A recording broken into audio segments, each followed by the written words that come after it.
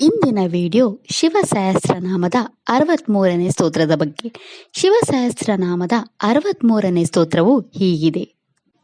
ಉಪಕಾರ ಪ್ರಿಯ ಸರ್ವಾ ಕನಕಾ ಕಾಂಚನಾ ಛವಿಃ ನಾಭಿನಂದಿಕರೋ ಭಾವ ಪುಷ್ಕರಸ್ಥ ಪತಿ ಸ್ಥಿರಃ. ಈ ಸ್ತೋತ್ರದಲ್ಲಿ ಶಿವನ 10 ನಾಮಗಳಿವೆ. ಈಗ ಶಿವನ ಈ 10 ನಾಮಗಳ ಅರ್ಥವನ್ನು ವಿವರವಾಗಿ ತಿಳಿದುಕೊಳ್ಳೋಣ. ಶಿವನ ಮೊದಲ ನಾಮವು ಹೀಗಿದೆ: ಓಂ ಉಪಕಾರಾಯ ನಮಃ.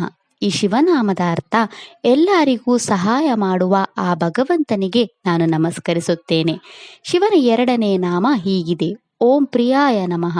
ಈ ಶಿವನಾಮದ ಅರ್ಥ ಎಲ್ಲರಿಗೂ ಪ್ರಿಯನಾದ ಆ ಭಗವಂತನಿಗೆ ನಾನು ನಮಸ್ಕರಿಸುತ್ತೇನೆ. ಶಿವನ ಮೂರನೇ ನಾಮ ಹೀಗಿದೆ: ಓಂ ಸರ್ವಾಯ ನಮಃ. ಈ ಶಿವನಾಮದ ಅರ್ಥ ನಮ್ಮೆದುರು ಬರುವ ಆ ಭಗವಂತನಿಗೆ ನಾನು ನಮಸ್ಕರಿಸುತ್ತೇನೆ. ಶಿವನ ನಾಲ್ಕನೇ ನಾಮ ಹೀಗಿದೆ: ಓಂ ಕನಕಾಯ ನಮಃ. ಈ ಶಿವನಾಮದ ಅರ್ಥ ಚಿನ್ನದ ರೂಪದಲ್ಲಿರುವ ಆ ಭಗವಂತನಿಗೆ ನಾನು ನಮಸ್ಕರಿಸುತ್ತೇನೆ. ಶಿವನ 5ನೇ ನಾಮ ಹೀಗಿದೆ: ಓಂ ಕಾಂಚನ ಛವಯೇ ನಮಃ. ಈ ಶಿವನಾಮದ ಅರ್ಥ ಚಿನ್ನದ ಬಣ್ಣವನ್ನು ಹೊಂದಿರುವ ಆ ಭಗವಂತನಿಗೆ ನಾನು ನಮಸ್ಕರಿಸುತ್ತೇನೆ.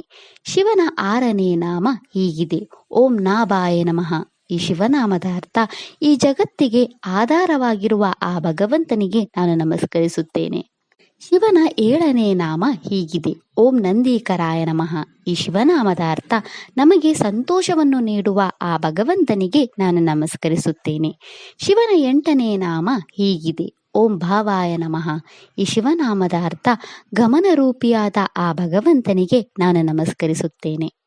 ಶಿವನ 9ನೇ ನಾಮ ಹೀಗಿದೆ: ಓಂ ಪುಷ್ಕರ ಸ್ಥಾಪತಯೇ ನಮಃ. ಈ ಶಿವನಾಮದ ಅರ್ಥ ಕಮಲದಂತಹ ವಿಶ್ವವನ್ನು ಸೃಷ್ಟಿಸಿದ ಆ ಭಗವಂತನಿಗೆ ನಾನು ನಮಸ್ಕರಿಸುತ್ತೇನೆ. ಶಿವನ 10ನೇ ನಾಮ ಹೀಗಿದೆ: ಓಂ ಸ್ಥಿರಾಯ ನಮಃ.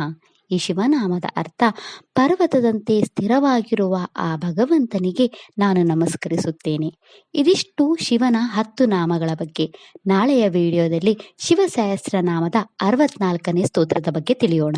ಓಂ ನಮಃ ಶಿವಾಯ.